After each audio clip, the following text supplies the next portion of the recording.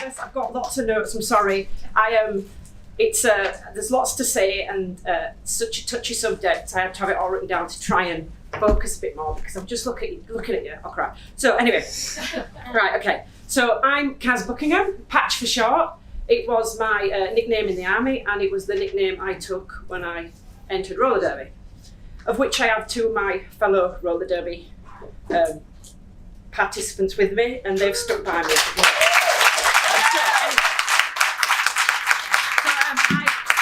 I played roller derby for 6 years back in New South Wales and here in Queensland, right up until the moment I was forcibly removed in 2020 by Sun State Roller Derby for voicing my opinion on social media.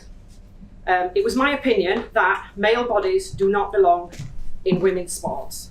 For that, I was canned. It happened quite quickly. So the post was about biological man, Callum Mounsey, who is now Hannah Mounsey because he grew his hair and grew some boobs, which is not hard for a big man to do. Anyway, so he is 6'3", 120 kilos. You've seen him. He's massive. And he was suing the women's AFL for not letting him play with the women. And I basically just commented, good for you, men shouldn't be playing in women's sports. So, and that was completely based on my life experience, no expertise. I've not done any studies. I saw the post and I just said, what we all think, that man should not be playing against or with women. It's not fair. So, due to their advantages from speed, and it's obvious, we all know. So a bit about my sport, which is roller derby. It is ultra physical.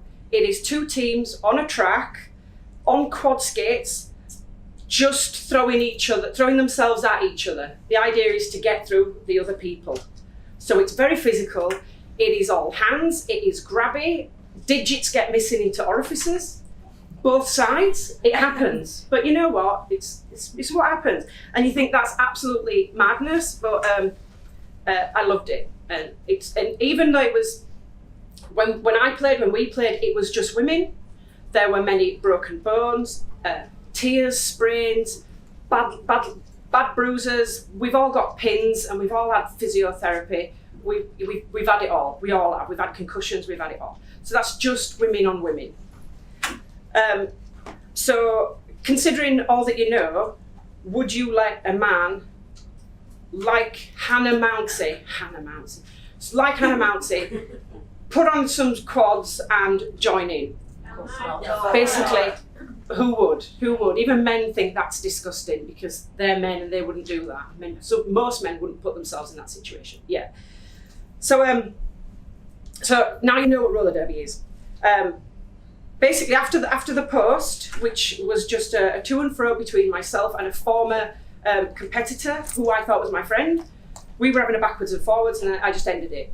And she sent one of my posts completely out of context to my league, and within 3 days, I got an email saying, "Your transphobic views on social media go against our constitution, and you are removed from the league. We'll pay back all your fees," and that was it. So even though the initial confrontation was quick and swift and over within 20 minutes, it was horrible, and I just deleted it and went. The bullying and intimidation is what followed, and that went over a prolonged period. So it was the roller derby community as a whole, and this is worldwide. They're all very linked and they're all very vocal, and I thought very feminist. That's what I thought, from us wearing fishnet tights and crazy makeup and just going for it, you know. But it turns out not quite. So the Sun State Roller Derby posted on their page, we would like to announce we've removed one of our players from the team for transphobic views. Then it came with the well done, thank you for supporting us, that's great, you did a great job. And I basically posted, wow, just shutting a woman down for just voicing her views and just attacking her and removing her. Great feminism. And that's when the abuse started. It went on for 3 days. I was called a TERF, a murderer.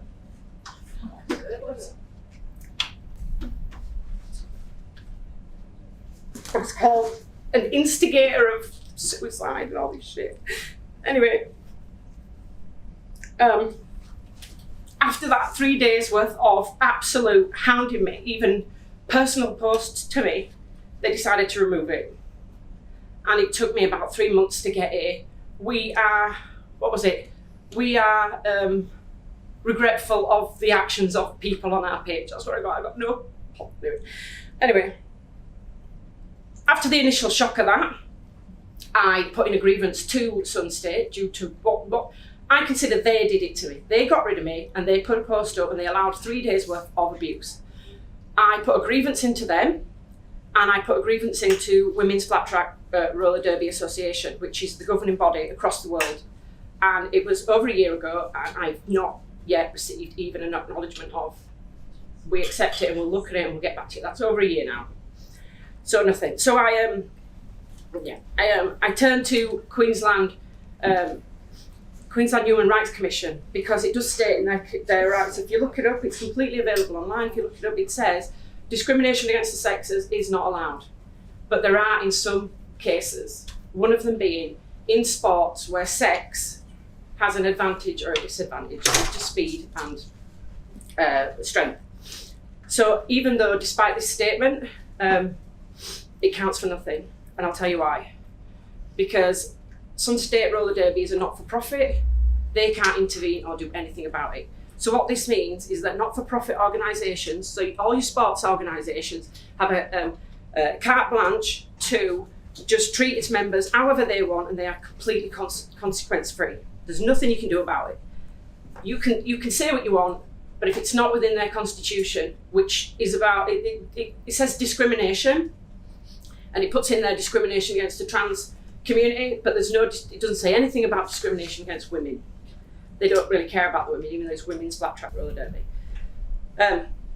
So these people can nominate themselves to get on these boards of sports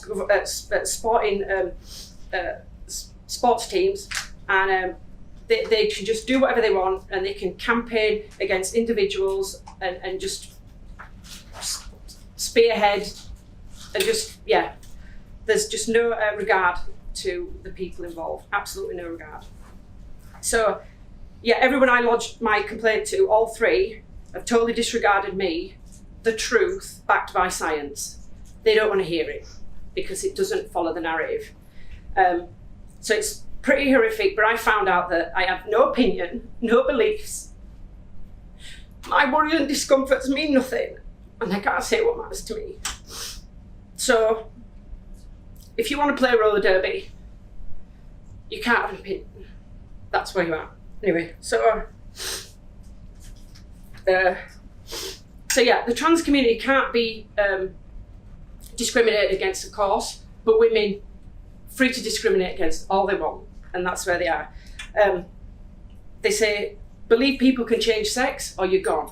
That's basically, it should be under their title, so that everybody knows, if you want to play your sport, keep your trap shut, because you can't play it if you have a voice. So the global reality is that men are taking up women's places on the team. That's where we are. Men are stealing women's chances to represent themselves, their abilities, and their passions in something that they have trained their whole lives to do. They've put everything on, and now with this, they now have an unacceptable level of standard and risk put to them now. And men do have this in their own category, but now they have the women's category to dominate as well. So now we have the men's category and the mixed category. So that's where we are right now. So anyway, sorry. I do think about the other way. Would a woman join in a purely man's team? I think maybe they would if they had the stature for it and they wanted to prove themselves and they wanted to play up and really have a go at training against people of their own level. But I don't see that lasting long, because they would be left behind. They wouldn't be picked for the team. They'd be at the bottom. They would be ostracised by the men, because men are as proud of their teams as we are. So they wouldn't want some woman who is breast binding just joining in. They wouldn't want that. They'd know that, and they wouldn't want that woman in their changing rooms. I'm making assumptions, but that's all we've really got in life, assumptions, and based on. Anyway, so So my big takeaway from this is men and women are not equal in sports, right? So this whole ordeal has opened my eyes to what's happening, and I'm amazed that there's such a massive amount of support out there of like-minded women and men. My husband, who came in late, bless him, but there he is. There he is.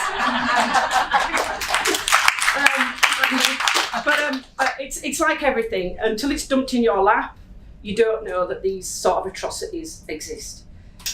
And yeah, I don't know. I've moved on now. I don't know where I am. Anyway,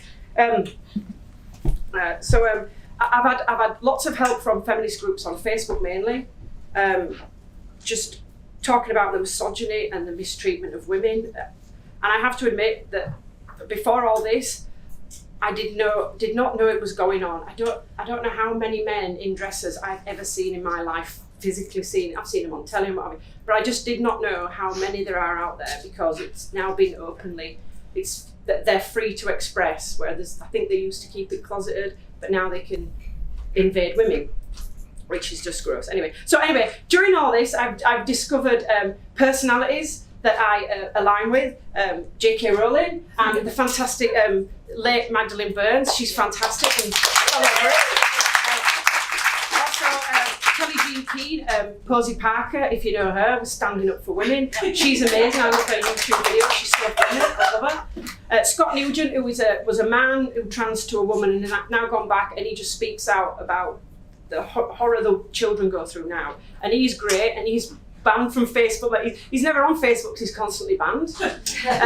And then Graham Lynham, who is he's an Irish actor and writer, and he did loads of sitcoms back in Britain. So if you've ever watched Father Ted or Alan Partridge or any of them, he's had a hand in all them. So, and they're all great.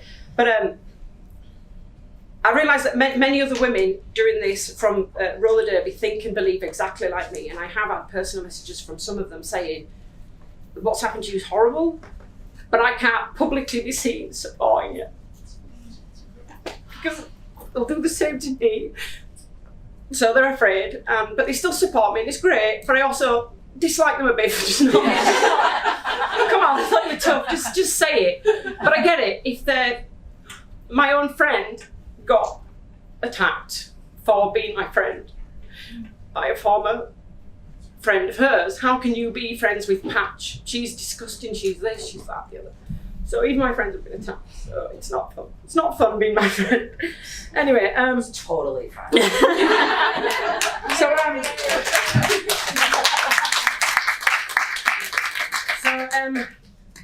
You know, after what's happened to me, the systemic and institutional bullying and the group think. You know, if you've read 1985, I've read that since all this happened.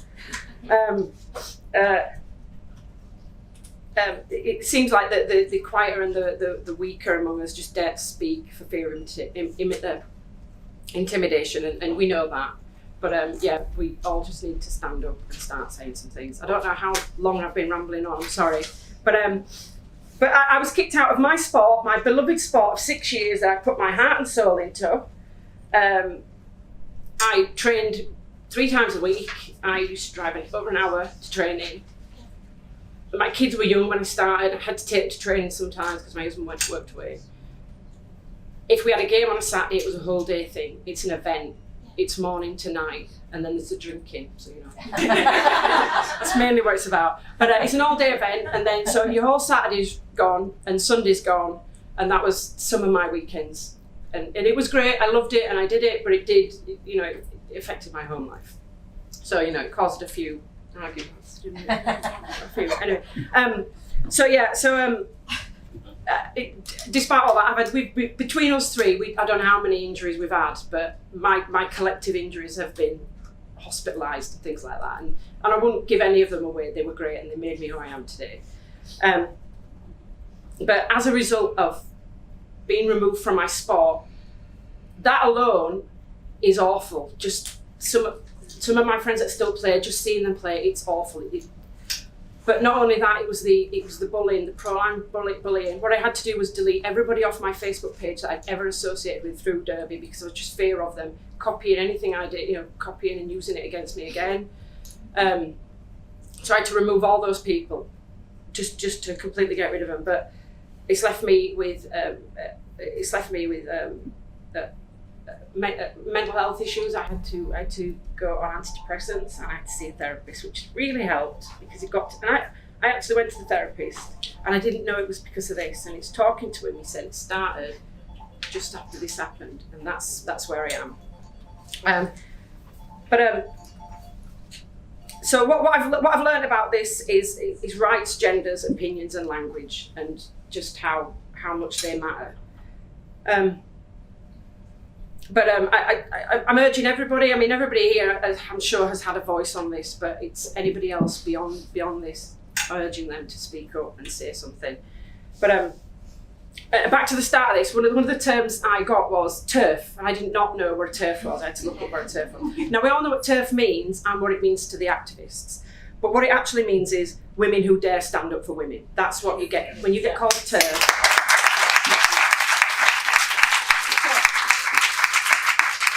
So in conclusion, inclusion by exclusion. That's what happened. It's broken. It's completely broken. And feel free to put out your disgust to Sun State Roller Derby or Women's Flat Track Roller Derby Association. But believe me, they won't get back to you, because a lot of my friends did contact them about the abuse I suffered, and they didn't get back to them either. They don't seem to want to know about those sorts of grievances against them. But yeah, have a great weekend, everybody. And I'm on Facebook, although I'm 26 days into a 30-day ban, so I won't be on for a while.